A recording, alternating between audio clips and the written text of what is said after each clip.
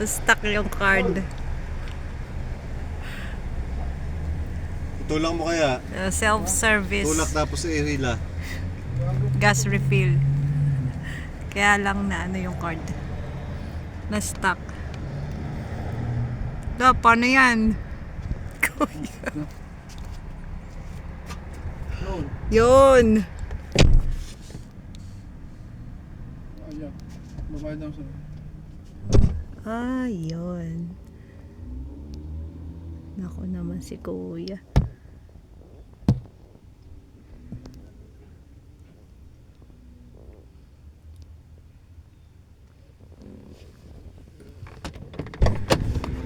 Oh.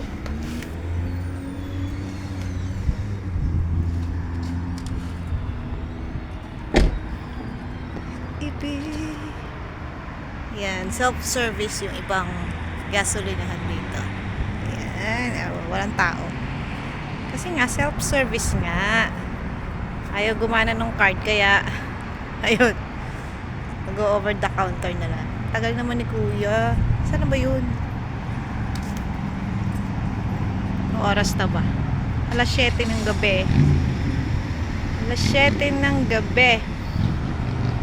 Dito sa Linden Ridge Shopping Center. Pero wala naman akong makitang baka sa likod. Yan. Ronas.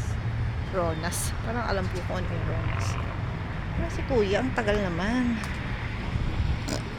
Ay, excuse me. Busog lang. Ayan, this premise is monitored 24 hours by CCTV. Ayan, kaya walang makakatakas. Siyempre, no smoking within 7.5 meters. Ayan, siyempre. Ayan, magkakarga na si kuya ng gas. Yan, mag-smile ka. Sisikat ka dito. Yan. Yan. Na-realize ko sa Pilipinas ay mga VIP ang mga tao. may tagasali ng gas. Dito kanya-kanya. Yan. Yan. Ba't tayo gumana ng card mo? Ayun na. Oo. May sira yung machine. May sira. Napagod ka siguro. Yan. Magkano kinarga mo, kuya? 50? 30. Ayan, nakapila na sila. Kakarga na rin si sir. Ayan.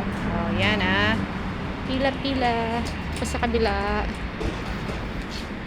Ayan diba? Ibibigay. Ayan, ang lamig. Diba? Ang lahat. May shopping center pala dun, kuya, Saan? Yan, Linden Ridge Shopping Center. Oo nga. Ayan, Ayan. Ayan, tapos na. Tapos, ayan, gasoline. Ayan. Tapos, ayan, bayad na. Wala.